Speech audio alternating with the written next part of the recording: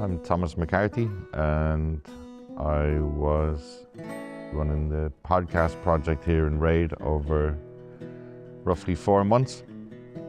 Yeah. And I also work here as a CE support worker every day.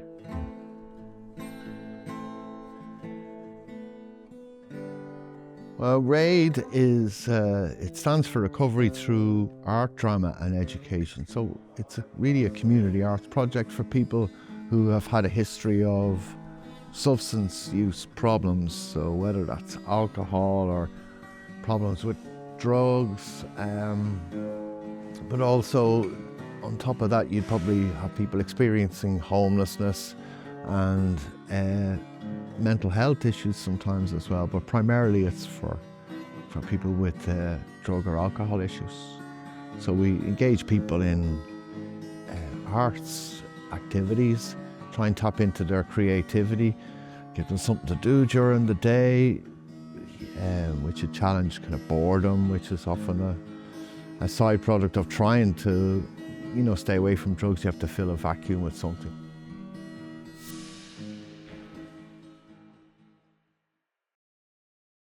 RADE's my refuge. I come to RADE, right? It's a choice. It's a choice. I get up, I come here, I participate in the workshops. I try my best to the best of my ability. And what it does is it keeps me away from negativity. It gets me out of the four walls. These are a series of wallpaper prints. I came in at the very end of it, so mine was a rush job. The premise of the project was called My Ireland. Joe Castlin is a well-known Irish artist.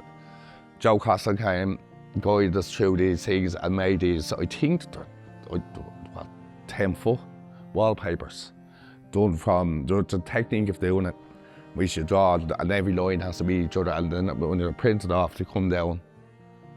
People put musical instruments in the D's shoe.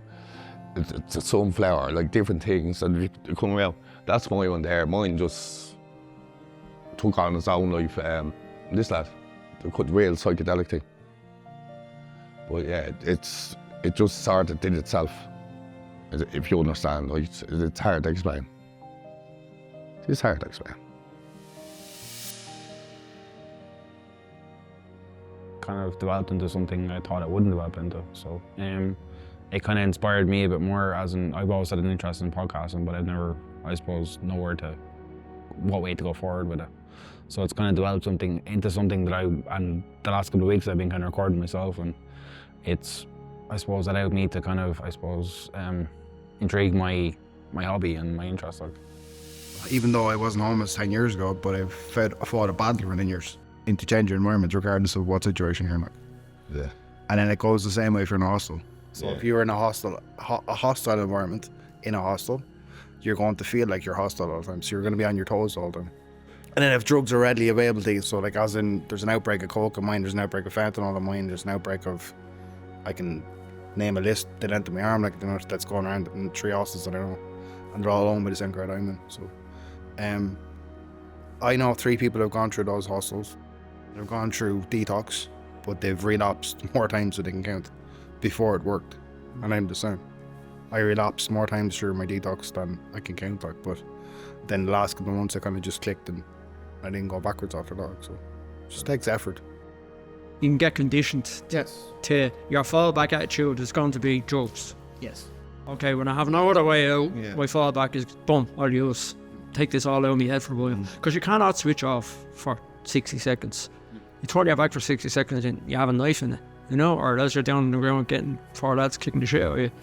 And it's exhausting, year after year at that, 24 hours a day, on guard. Even when you're asleep with one eye open. I had a heart attack recently, which was, I suppose, July, 10th of July. If I hadn't had that, I would have relapsed. So that was like my nail in the coffin for me. I didn't want to die. So I kind of had to do something. So I kind of had to stick to what I was doing. So I kind of had the fear of going backwards and backwards and backwards. Even being in here, like, even though this is a relapse, we do relapse a regular week. I still had the thought in my head, I want the drug, I want the drug, I want the drug. I can't live, I can't function without it, I need it. And the dependency is the hardest part. Like, so if you're dependent on something, you've been on it for so long, your body craves it. To be on the flip side of that now, where I have a decent place with a good keyboard and good staff, and have my own room where I can relax and switch off for them a few minutes and do my own thing, have a bit of peace and quiet. I mean, it makes all the difference. All the difference. I feel so relaxed nowadays, you know, completely different. I can actually have a bit of rest, a bit of peace and quiet. I know what's on the flip side now, so I'm taking what I have.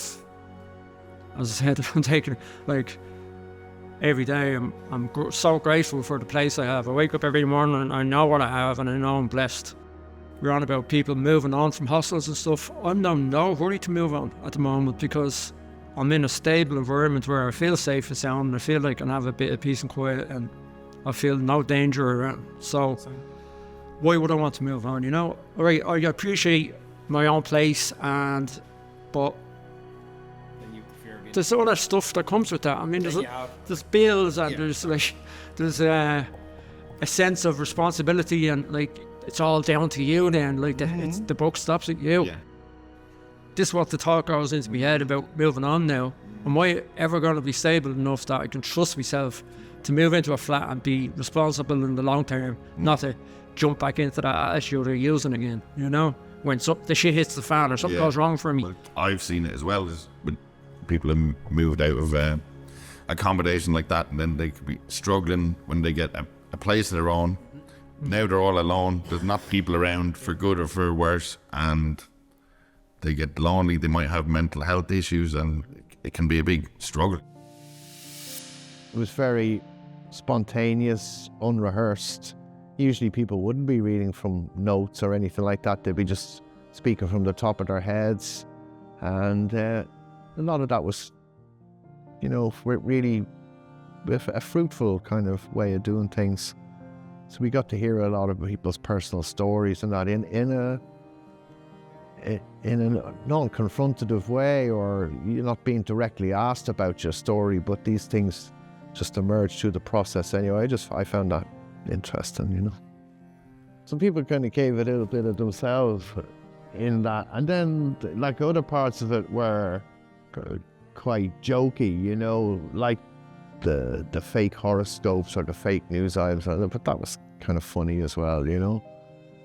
The creative way of approaching things. Yeah. I was just saying, one of my friends moved out of the hostel, but he was left with no support. The place he got through choice-based letting was not furnished, had no furniture, had no bed, no anything. He ended up getting a sleeping bag. He's nothing to cook on, nothing to sleep on. He's basically left with an empty apartment, struggling with his addiction really badly, and he's struggling with it. And he's no support. The base said, here's a place. There you go. So you're in the hostel situation, in the homeless situation. What stepping stone there is, right? They put you in an apartment for 2 years with support, with supervision, right? So they'd call in twice a week. They'd have a thing called befrienders who would call, and they were just people from the local community who would call up and just make sure you're all right. And based on those 2 years, it's sort of induction into then they'll house you. But I found when I went from that apartment to my own apartment, okay, then you're left on your own, to your own devices. But those 2 years are like, they're integral in setting yourself up. Now, I'm no angel when it comes to like living alone, and what the lad said is extremely true about the solitude, the isolation, being homeless within an apartment. Like it is a fact. Like it does happen. Like you have to feed yourself and clothe yourself, ESB, gas, to charges, this, that, whatever. And so, you know what I mean? Again, even people with addictions or substance abuse issues will find it hard to feed themselves, clothe themselves, hygiene, things like that. And you know what I mean? So it can be awkward, but it's very, very doable given your right state of mind and given the right location that you're put in. Yeah. I think people are sort of doing everything for you, and then they're doing nothing for you, so they need to balance that out from the start. So not be doing everything for you, give you more responsibility, ownership over your own life, obviously. Living skills. And like so-called emergency accommodation Like people end up there for years. And then when you're saying like earlier about all the hostels being mismanaged and they're overrun, nobody really wants to blow the whistle on it, because what happens? You know, a hostel with 50 people, let's say, oh, that's unacceptable, close it down. Then you have 50 people on the, you know, to deal with. They don't want that nightmare, so they're kind of turning a blind eye. If it was used properly, it'd be brilliant. It'd be absolutely brilliant, but you have to make sure it's used properly and it's used in the right way, that it's teaching people to move on from the hostels, not just leaving them there long term. Like build to a foundation. Yeah, live in basically live institutionalised. But they are. Live in that way. That's the mentality of that. I turned around to the manager in the hostel one day that actually reminded me of something, and we were having a conversation, and I said, well, this is our home. I was asking them if they would knock on the door before walking in, because there's men, staff, and they'll just walk in. And I said, this is our home. I'm just asking if you make me knock before walking in. The manager said, this is not your home. This is temporary emergency accommodation. Said, it's either this or a sleeping bag at the side of the road. At the moment, this is my home.